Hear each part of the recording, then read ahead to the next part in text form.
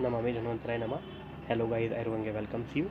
So guys, today we are discussing about a very important topic which comes under our Kumar Gratya. The topic name is शैशव्य panchakarma. तो शिशु में होने वाले पंचकर्म के बारे में आज हम बात करने जा रहे हैं. तो पंचकर्म क्यों आवश्यक होता है, पंचकर्म क्या है, सबसे पहले हम उसकी एक बेसिक डेफिनेशन जान लेते हैं. तो शोधन की जो एक प्रक्रिया है उसे पंचकर्म कहा जाता है. इसके लिए एक श्लोक आता है, दोषा कदाचित कुप्यंती जीता लंघवन पाचने ये तो संशोधने शुद्धा ना तेषाम पुनरुदा भवा. अर्थात ऐसे दोष जो कि शमन चिकित्सा के द्वारा जीते जाते हैं उनका क्या पुनः उत्क्लेश हो जाता है, वो पुनः अपनी स्थान बना लेते हैं, अपना पुनः दोषों का प्रभाव दिखाने लगते हैं. परंतु ऐसे दोष जिनका क्या शोधन किया जाता है वो कभी भी पुनरुदा भवा दोबारा से उद्भव नहीं करते, वो दोबारा से अपनी विकृतियां उत्पन्न नहीं करते. अब देखिए, स्वस्थ पुरुष में जो आपको पंचकर्म कराना है तो उसमें कब करा सकते हैं, तो दिनचर्या, ऋतुचर्या और वेग अवरोध से उत्पन्न जो स्थिति होती है उसमें आप स्वस्थ पुरुष में आप करा सकते हैं पंचकर्म. रसायन एवं वाजीकरण के पूर्ण लाभ लेने के लिए भी कई लोग पंचकर्म कराते हैं. और व्याधि, जिस प्रकार से व्याधि, जैसे कि पंचकर्म में प्रत्येक व्याधि के लिए स्तंभ बताए गए हैं, तो उसी व्याधि के अनुसार आप वहाँ पर भी चिकित्सार्थ हेतु आप वहाँ पंचकर्म का प्रयोग कर सकते हैं. अब आइए प्रारंभ करते हैं पंचकर्म. तो पंचकर्म प्रारंभ करने से पहले देखिए, त्रिविधम कर्मा. तो तीन कर्म होते हैं जो कि होते हैं पूर्व कर्म, प्रधान कर्म और पश्चात कर्म. तो इन्हीं तीन कर्मों के आधार पर हमारा पूरा पंचकर्म निर्धारित होता है. तो पूर्व कर्म में क्या क्या आता है, तो देखिए स्नेहन, स्वेदन और पाचन यहाँ पर आता है. अभी तक हम स्नेहन और स्वेदन पढ़ते थे, पाचन यहाँ पर बताया गया है शैशव में. प्रधान कर्म देखिए इसमें क्या आता है, तो वमन, विरेचन, बस्ती, नस्य और रक्तमोक्षण जो कि हमारे मुख्य पंचकर्म है वो हमारे यहाँ जाते हैं. पश्चात कर्म में क्या क्या आता है, संसर्जन कर्म, यानी कि जब आपका प्रधान कर्म आपने फॉलो कर लिया, आपने ये प्रोसीजर करा दिए, उसके बाद क्या डाइट फॉलो करनी है आपको, तो संसर्जन कर्म, रसायन आदि का प्रयोग करना है आपको, शमन आदि औषध जो है वो भी आपको वहाँ पर दी जाती है. ठीक है. अब देखिए, सबसे पहले बात करते हैं स्नेहन की. तो स्नेहन देखिए दो प्रकार से यहाँ बताया गया है, बाह्य और अभ्यंतर.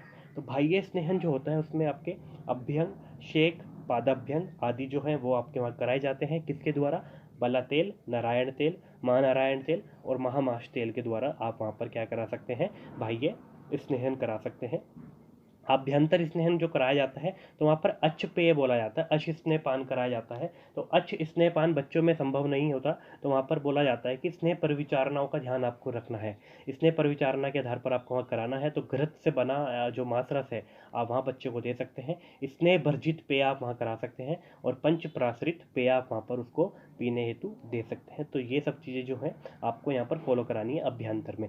पंच प्राश्रित पेय जो है इसमें आपके चार जो हमारे महास्नेह आते हैं वो आपके चारों आ जाते हैं, बसा, मज्जा, तेल और आपका घृत. और पांचवें नंबर पर आपका आ जाता है आपके चावल. ठीक है. तो ये आपके पंच हो जाते हैं यहाँ पर, इसलिए इसको पंचाश्रित पेय बोला गया है, पंच प्राश्रित पेय. इसके बाद आगे बात करते हैं. तो आगे देखिए, अब स्नेह बोला जाता है कि स्नेह में आपको क्या करना है, अगर अधे प्रदेश की व्याधियां हैं तो आपको प्राग भक्त आपको वहाँ पर स्नेह का पान करवाना है. मध्य की, अगर मध्य मार्ग की व्याधियां हैं तो आपको वहाँ पर मध्य भक्त पान करवाना है स्नेह का. और उर्दू प्रदेश की अगर व्याधियां हैं तो आपको भक्तस्य उपरी आपको वहाँ पर स्नेह का पान करवाना है.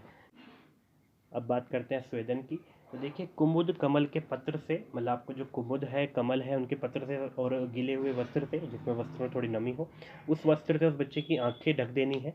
और उसके बाद आपको वहाँ पर स्वेदन जो है उस बच्चे को कराना है. इसमें मोती माला, चंद्रकांता मणि की माला जो है उसका बार बार आपको जब स्वेदन चलेगा तो उसके बीच में आपको हृदय पर स्पर्श करवाना है, जिससे कि उस बच्चे को थोड़ा थोड़ा शीतलता का भी एहसास वहाँ पर होता रहे. फिर 8 प्रकार के स्वेद मुख्य तौर पर बताए गए हैं आचार्य काश्यप के द्वारा, जिसमें कि हस्त स्वेद प्रदेहस्य, नाड़ी प्रसत्र संक्रह, अपनाहो अवगाहस्य, परिषेक स्थिता अष्टम. तो ये आपके 8 प्रकार के स्नेह जो स्वेद बताए गए हैं, तो वो इस प्रकार से यहाँ पर बताए हैं. अब इसको कैसे डिकोड करना है, तो देखिए आप सिंपल से याद भी रख सकते हैं. हस्त स्वेद, प्रदेह स्वेद, नाड़ी स्वेद, प्रसत्र स्वेद, संकर स्वेद, उपनाह, अवगाह, परिषेक और आपके जो लास्ट में आते हैं, तो इस प्रकार से 8 स्वेद हो जाते हैं. इसकी एक ट्रिक बताई गई है यहाँ नीचे. पुष्पा के हस्त पर नाड़ी विद्या. तो पुष्पा के हस्त पर जो है नाड़ी विद्या सीखी जा रही है. तो देखिए, पी से प्रधे, यू से उपनाह, एस से शंकर, फिर पी से प्रसत्र, फिर ए से अवगाह, फिर हस्त से हस्त स्वेद, पर से परिषेक और नाड़ी से नाड़ी. तो आप इस तरीके से भी यहाँ पर ये आपके 8 जो स्वेद के प्रकार हैं वो इस तरीके से याद कर सकते हैं. अब एक अन्य चीज़ हमने पढ़ी थी, पाचन. पाचन का मतलब होता है किसी भी औषध का प्रयोग जो आप करेंगे उसका वहाँ पर पूर्णतः पाचन होना चाहिए। पूर्णतः पाचन होने के बाद लघु कोष्ठ होना चाहिए। वो जिस टाइम पर आप वहाँ पर उसके साथ में कोई भी पंचकर्म का प्रोसीजर फॉलो करने जा रहे हैं तो वो उस टाइम पर वहाँ पर उसके कोष्ठ जो है खाली होना चाहिए। ठीक है, बस्ती इत्यादि में मुख्यतः। तो आगे बात करते हैं, आइए अब देखते हैं प्रधान कर्म। तो प्रधान कर्म में जो हमारे हैं पांचों चीज़ें, यानी कि वमन, विरेचन, बस्ती, नस्य और रक्तमोक्षण। उसमें सबसे पहले एज की बात करते हैं कि क्या क्या एजें बताई गई हैं। तो आयु वर्ग में देखिए, वमन में आयु वर्ग जो बताया गया है 6 वर्ष से अधिक बताया गया है और 10 से लेकर 60 वर्ष तक बताया है आचार्य वाग्भट ने। विरेचन हेतु मोर देन 16 ईयर बताया गया है। बस्ती की अगर बात करते हैं तो अन्नाद, ये आचार्य काश्यप ने बताया है कि अन्नाद हो बच्चा, यानी कि अन्न का सेवन करने वाला हो और घुटनों के बल चलने वाला हो, चलने लगे, तो 8 से 10 महीने की आयु मानी जाती है। इस टाइम पर आप बस्ती दे सकते हैं। नस्य अगर देना है तो मोर देन 8 ईयर्स में आप देंगे। मर्श नस्य की बात कर रहे हैं, ये प्रति मर्श तो जन्म से ही बताया गया है। रक्तमोक्षण की अगर बात करें तो मोर देन 16 ईयर में आप उसको रक्तमोक्षण करा सकते हैं। अब आइए वमन की बात करते हैं। तो देखिए, वमन में सबसे पहले हमने गर्भोदक वमन पढ़ा था। तो गर्भोदक वमन जब हम नवजात शिशु परिचर्या पढ़ते हैं उस टाइम पर आता है। तो वहाँ पर हमने पढ़ा था सैंधव और घृत, जो कि आचार्य वाग्भट जी है, उनका भी मत था। तो ये आपको वहाँ यूज़ करना है। क्षीराद और क्षीरन्नाद में अगर आपको करवाना है, आपको वमन करवाना है, तो आप दूध में तृप्त करके वहाँ पर वमन उसको करवा सकते हैं। अन्नाद में घृत साधित पेय के द्वारा आप वहाँ पर उसको वमन करवा सकते हैं। इसके बाद देखिए योग्य और अयोग्य कौन कौन है इसके। तो योग्य में देखिए स्तन्य दुष्टि जिन बच्चों में हो, गलसुंडी का, अधिजीविका और उपजीविका रोग जो कि मुख्य रोग है, इस प्रकार के अगर रोग हुए तो आप वहाँ पर उसको वमन करवा सकते हैं। अयोग्य कौन है? रेवती ग्रह, पुंडरिक ग्रह, शकुनी ग्रह, पूतना ग्रह और मुखमंडी का ग्रह जो बाल ग्रह है, इन ग्रहों में आप वहाँ पर उसको वमन नहीं करा सकते। अगर बच्चे बड़े हैं तो आप वहाँ पर आचार्य काश्यप क्या बोलते हैं कि वचा, सैंधव, पिपली, इंद्रजो और मदन फल का कल्क बनाइए और उसका अखंड पान कराने के बाद में वमन करा दीजिए। उसके बाद में अपामार्ग, शिरीष या पिपली में से कोई भी एक चीज़ लेकर उसको चावलों के साथ खाने के लिए दे दीजिए। अब आगे देखते हैं अयोग इसके अगर हो जाते हैं तो क्या करना है। अयोग में आपको कमल, केसर, खस, कायफल यहाँ पर आ रहा है, इनका क्वाथ बनाना है। उसको आधा भाग आजा दुग्ध लेना है इनके और उसको शाली चावलों के साथ में आपको पेय के रूप में दे देना है। अति योग की अगर बात करूँ तो शीतल जल से लेकर लेहन कराना है। शीतल जल ये यहाँ पर रहेगा, वो जो ऊपर मैंने अयोग में औषध बताई है आपको, कमल, केसर, खस, उन्हीं के द्वारा बना हुआ रहेगा और आप यहाँ पर शीतल जल से परिषेक करा सकते हैं। शरीर पर घृत का अभ्यंग आप यहाँ पर करा सकते हैं। इसके बाद विरेचन की बात करता हूँ। तो विरेचन द्रव्य देखिए, विरेचन द्रव्य को बताया गया है कि स्नेह द्रव्यों के साथ में सबसे अच्छा इफेक्ट दिखाते हैं, तो स्नेह द्रव्यों के साथ में आपको उसको यूज़ करना चाहिए। और बिफोर 16 ईयर इसको अगर आपको यूज़ करना है तो आप कर सकते हैं। पक्क रोग में आपको इसको यूज़ कर सकते हैं 4 से लेकर 12 साल के बच्चों में, अगर आपको कंडीशन लगती है कि 16 साल से पहले हमें यूज़ करना है। इसके योग्य और अयोग्य देखते हैं। तो योग्य में वैवर्णीय और क्रमी कोष्ठ जो है वो इसके योग्य बताए गए हैं। अयोग्य सुकुमार, पक्षाघात और रेवती ग्रह से युक्त जो है उनको इसका अयोग्य बताया गया है। अब बस्ती की बात करते हैं। तो देखिए बस्ती जो है अमृत सम फलदायी होती है और बहुत से रोगों में, मतलब बस्ती तो सर्वोपरि बताई जाती है कि पंचकर्म में सर्वोपरि जो है बस्ती बताई गई है। और इसकी कुछ इंपॉर्टेंट चीज़ें हैं जो कि मैं डिस्कस कर रहा हूँ आपके साथ में, जैसे कि एज के अकॉर्डिंग बस्ती नेत्र और मूंग की बात कर रहा हूँ, मतलब बस्ती नेत्र और जो उसका आकार है, छिद्र आकार है बस्ती नेत्र का, उसकी बात करूँगा। तो अगर बच्चा 1 से लेकर 6 जो माह है, 6 वर्ष का अगर बच्चा है तो आप वहाँ पर 6 अंगुल की बस्ती देंगे। उसके बाद में 7 वर्ष का अगर बच्चा हो जाता है तो 6.5 अंगुल की। 8 वर्ष का बच्चा हो जाता है तो 6.25 अंगुल, लगभग 7 से 3/4 अंगुल जो है वो आप बस्ती देंगे। 9 साल का बच्चा अगर होता है तो 7 अंगुल की बस्ती आप देंगे। 10 से 11 साल में 7.5 से लेकर 8.5 या 7.25 तक की बस्ती आप वहाँ देंगे। 12 वर्ष में 8 अंगुल की। 13 से 5 वर्ष में 8.5 से लेके 9.5 अंगुल की बस्ती आप देंगे। और 16 वर्ष के बच्चे में आप 10 अंगुल की बस्ती देंगे। सबसे उत्तम मात्रा 10 अंगुल बताई है। इसमें देखिए अब 1 से 6 वर्ष का जो बच्चा रहेगा उसमें जो बस्ती नेत्र का आकार है वो मूंग जो दाल होती है उसके आकार का रहेगा। और 8 वर्ष का बच्चा जब होगा तो उसमें माश यानी उड़द के आकार का बताया गया है।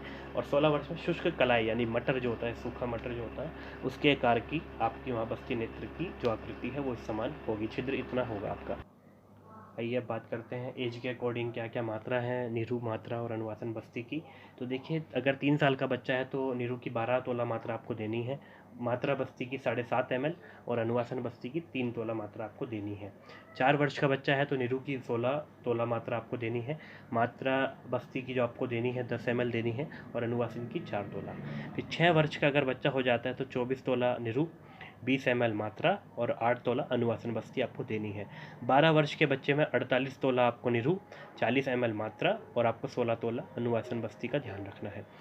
अगर बच्चा 16 साल का हो जाता है, 16 वर्ष में, आपको 80 तोला मात्रा निरू के लिए और 32 तोला मात्रा अनुवासन के लिए देनी है। मात्रा बस्ती की मात्रा नहीं बताई गई।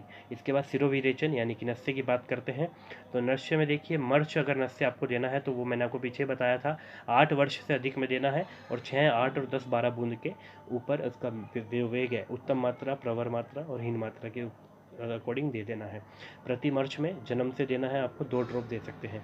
स्तनपान जो बालक कर रहा है उसमें आप कटु तेल या सैंधव गरत के साथ में नस्य जो बनता है उसकी 2 से 3 ड्रॉप दे सकते हैं।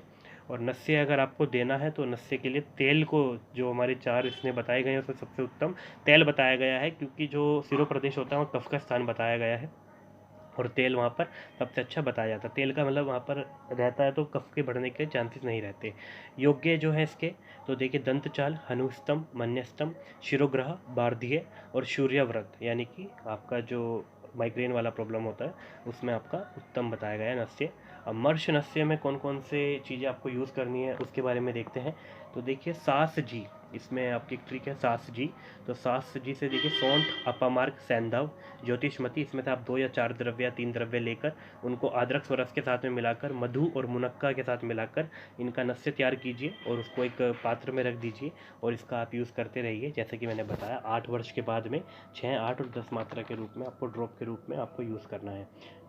अब बात करते हैं आगे प्रतिमर्च नस्य में। तो देखिए इसकी जो ट्रिक है उसमें आपको मैन याद रखना है, मैन यानी आदमी। तो एम से आपका माशादी तेल, ए से आपका अनु तेल और एन से आपका नारायण तेल, आपको इन तीनों का नस्य वहाँ पर देना है। अब देखिए सम्यक लक्षण क्या है। तो सम्यक लक्षण में देखिए औषध गले में आ जाए, ये प्रतिमर्श के सम्यक लक्षण बताए गए हैं कि औषध गले में लग जाए तो अब आपको बताया जाता है। और इसकी उत्तम मात्रा जो धारण अवधि बताई गई है वो 100 मात्रा तक बताया गया है। 14 इसके सेवन काल बताए जाते हैं। दुष्ट पीनस, शिरोक्रमी और वृद्ध दोष में आप इसको नहीं दे सकते, ठीक है, तो आप इनको यहाँ पर यूज़ नहीं करेंगे। तीक्ष्ण जो नस्य है उसको कैसे देना है आपको, तो सरसों के तेल के साथ में आपको देना है, 4 ड्रॉप आप वहाँ पर उसको दे सकते हैं। तो यहाँ पर बात हुई नस्य की। और अब बात करते हैं रक्तमोक्षण। तो रक्तमोक्षण में जलोका के बारे में बताया गया है। तो जलोका से रक्तमोक्षण कराया जाता है। रक्तमोक्षण में अगर मान लीजिए वेदना और कंडू उसको लगता है कि जहाँ पर जलोका आपने लगाई वहाँ पर वेदना और कंडू हो रहा है उसको, बच्चे को, तो आप वहाँ पर शतदोत घृत, चंदन और उशिर या फिर आप वहाँ मुलेठी को लगा सकते हैं, वहाँ पर उसका कल्क बनाकर लेप के तौर पे लगा सकते हैं। और रक्तमोक्षण अगर भली प्रकार हो जाता है, ठीक है, तो उसके पश्चात आप क्या करेंगे, उस बच्चे को दीपन पाचन आहार देंगे, तो आपको वहाँ पर उसका दीपन पाचन आहार द्रव्य देना है। तो इस प्रकार से जो सैश्वय पंचकर्म है वो हमने यहाँ पर कवर किया एक क्विक रिवीजन की फॉर्म में। आई होप आपको पसंद आया होगा। तो अगर आपको अच्छा लगा तो कमेंट सेक्शन में मेंशन करना ना भूलिए और चैनल को भी लाइक, शेयर एंड सब्सक्राइब करना ना भूलें। Thank you guys for watching the video. Please like, share and subscribe to the channel. Thank you guys.